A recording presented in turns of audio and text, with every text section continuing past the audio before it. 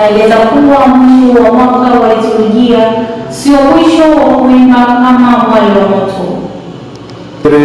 Clement Kihio ni daktari katika masuala ya teolojia na ni katibu mtendaji wa idara ya liturujia Baraza la Maaskofu Katoliki Tanzania. Mwaka wa Jubilei kwanza ulianza mwaka uliopita katika sherehe ya familia takatifu, ambapo utafungwa rasmi katika sherehe hiyo hiyo ya familia takatifu, ambapo kwa mwaka huu itakuwa ni tarehe 28 ya mwezi Disemba. Itafungwa namna hiyo katika majimbo yote duniani, lakini vile vile utafungwa kidunia na Baba Mtakatifu katika sherehe ya tokeo la Bwana ambayo itakuwa ni tarehe 4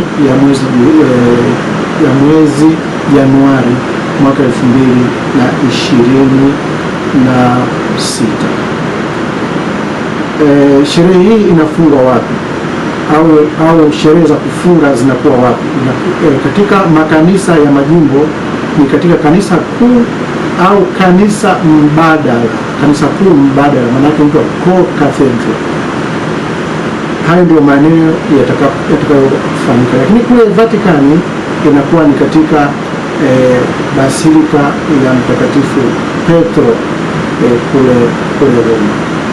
Wimbo kama mwali wa moto ni wimbo wa tumaini ambao unatoka katika Warumi 5:5. Ni tumaini ambalo tunapaswa kuendelea nalo katika maisha yetu.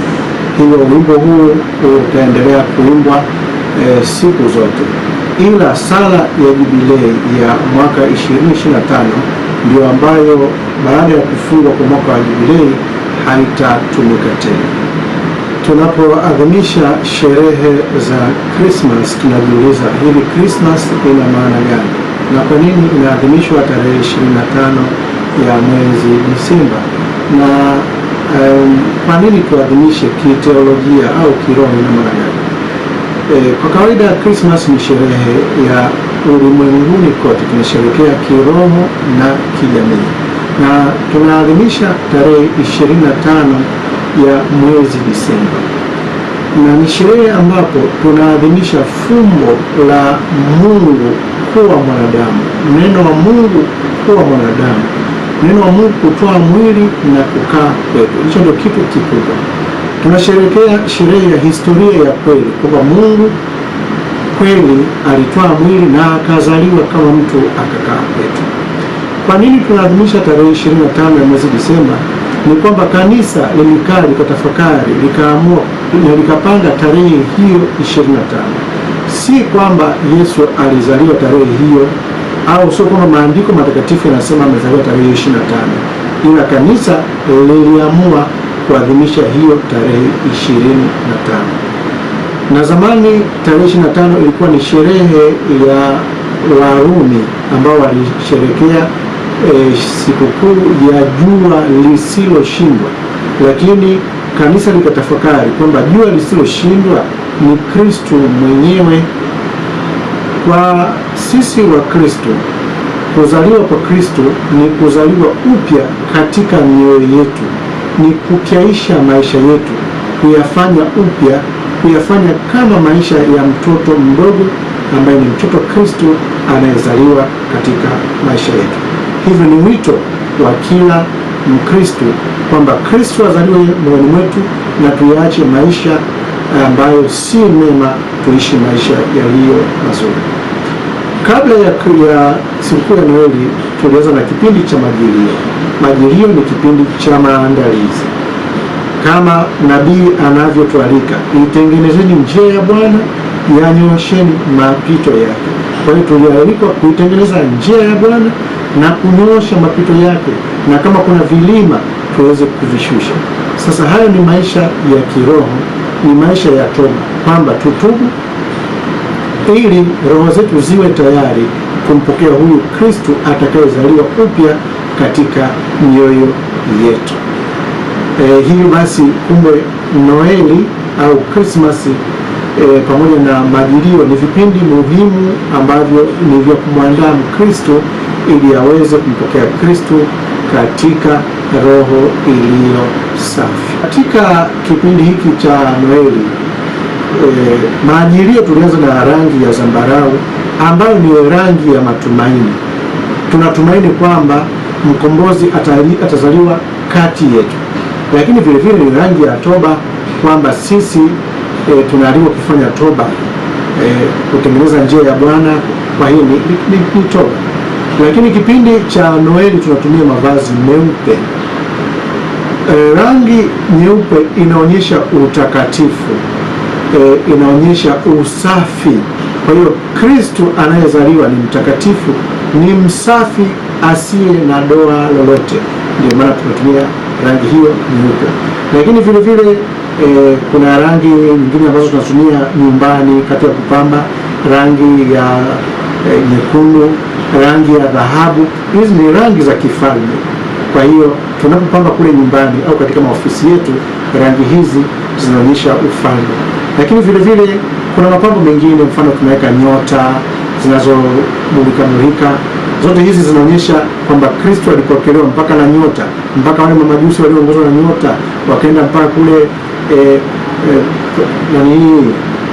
Betlehemu, wakamwonyesha kwamba mtoto amelazwa hapa.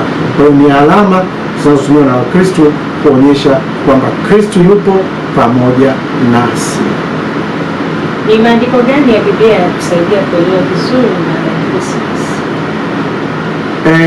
Maandiko yanayotuonyesha kwamba hii ni Christmas au Noeli, maana yake Noeli ni kuzaliwa. Ni maandiko ambayo yanaelezea ile habari ya kuzaliwa, kwamba kuzaliwa kwake Yesu Kristo kulikuwa hivi, ikawa hivi, ikawa hivi, akazaliwa. Kwa hiyo Noeli au Christmas ni sherehe za kuzaliwa, na maandiko matakatifu yako wazi yanaeleza kwamba kweli Kristo amezaliwa.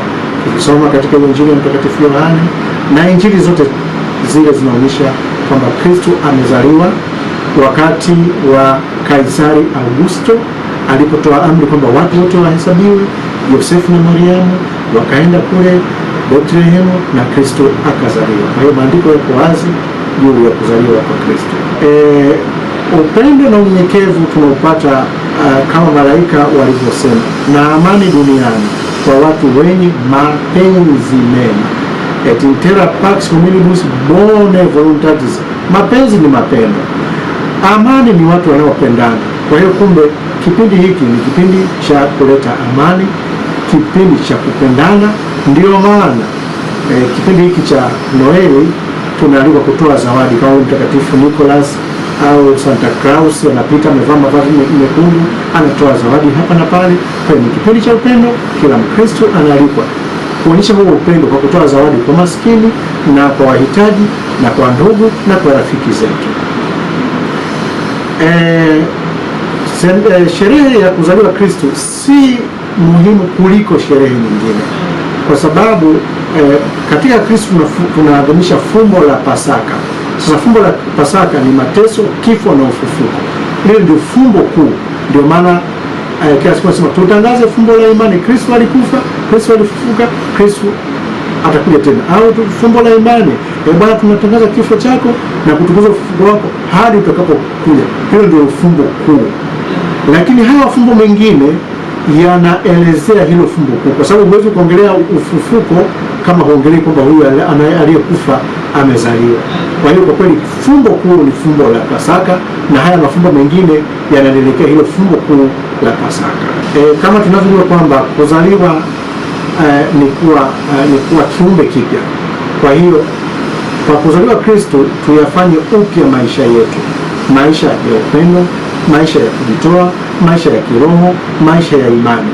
Kwa hiyo maisha yetu na yawe mapya, na pale palipo pachakavu basi tupafanye marekebisho ili pawe papya, kwa sababu Kristo amezaliwa upya ndani ya mioyo yetu.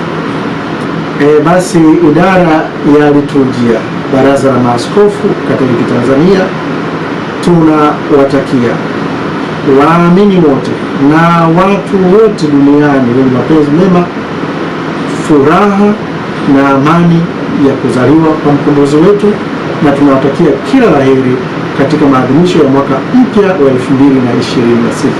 Tunasema Merry Christmas and Happy New Year.